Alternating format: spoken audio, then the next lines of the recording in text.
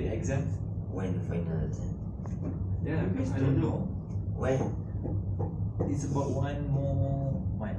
One month. Oh man. It's around the corner, man. I don't make any preparation. Hey, guys, why don't we discuss about chapter 8? What chapter Excellent. 8? What is chapter 8? What's chapter 8? Oh god. So what is chapter 8 is about? It actually is entering global market. So when an organization has made a decision to enter the foreign market, there's a variety of options open to it. This variety is vary with the risk, cost, and degree of the control which can be exercised over them. One of the most important strategy in international business is mode of entry into the foreign market.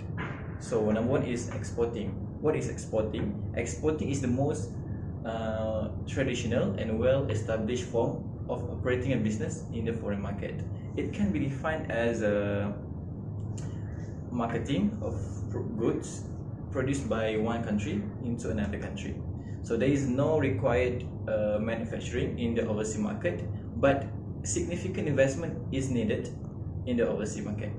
Moreover, the advantage of the exporting is it reducing the potential risk in operating in the overseas, but this advantage is increasing cost in the foreign market. And there is also franchising. So franchising is when the franchisor gives the franchisee the right to its trademark or trade name. So as well as certain business systems or processes, and also the right to produce or market goods or services by the franchisor. Usually the franchisee pays a one-time fee and a percentage of revenue as royalty. You get what a royalty means? Yeah. Okay. Yeah, nice. And also gain, there is about 8 things they can gain, or 6. First is immediate name recognition. 2 is tried and tested products. 3 is standard building and design decor. 4th is detailed running and promoting the business. 5 is training the employees, and also 6 is ongoing and upgrading the products. Besides franchising, there is also licensing. Licensing, okay, is a contractual agreement where the company gives the right to the products or services to another company in exchange for royalty. Licensing can be done for trade name and not just products. This type of market entry strategy is suitable for companies that do not want to expand internationally. So like very small detail. It involves little expenses and quite similar to the franchise operations, only there is a bit of a difference. So it's hard to differentiate if you're a first timer. Alright. So we also have turnkey contract. Do you know what means the turnkey contract? I have no idea. What does it mean? Okay, so turnkey contract is more like an agreement of the seller with the buyers, which the seller will provide all the equipment, the fully equipped facilities, so that the buyer will operate it. So it also gives trains for the buyers to use it, so they can implement it. For example, to be a fully equipped and operational factory under the turnkey contract, the responsibility for the contractor when he hands the complete installation over the clients. So the advantages are reduced cost of runs, because firm only responsible for the lump sum agreed upon during contract negotiation. In any cases or any increase of cost, such as rise in the price of materials, are covered by the contractor, but budgets may be higher than the necessary.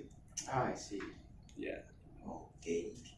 Okay, let me tell you what is joint venture is. Joint venture is a business arrangement within 2 or more parties that are agree to pool their resources for a purpose task. The task can be a new one or the other business activity. Okay, in a joint venture, each of the participants are responsible for the profit, loss, and costs that are associated with it.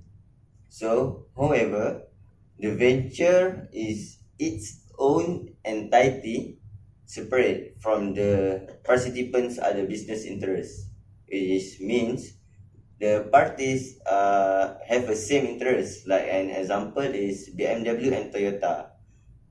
All know that these two companies produce a car, so they do joint venture in terms of machinery, raw material, and the others. So that's okay. Did you know what is contract manufacturing is? No.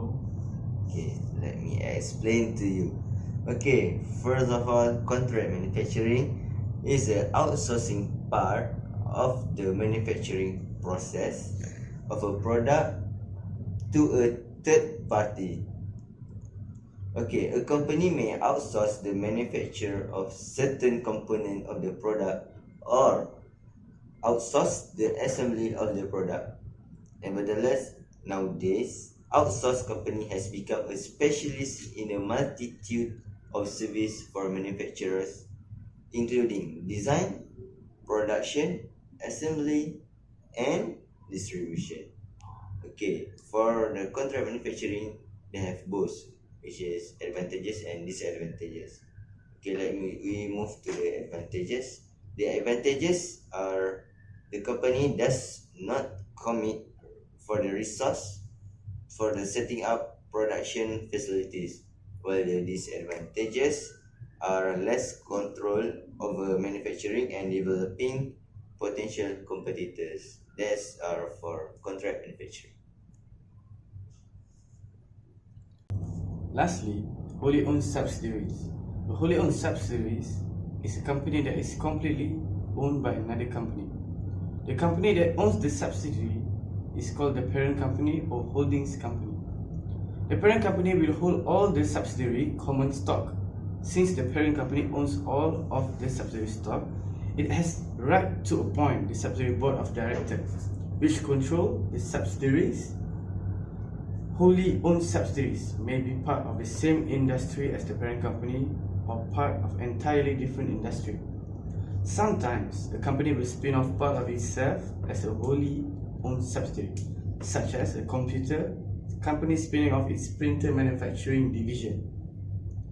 A popular example of wholly owned subsidiary is Volkswagen AG, which wholly owns Volkswagen Group of America Incorporated, and it is distinguished Audi, Bentley, Bugatti, Lamborghini, and Volkswagen.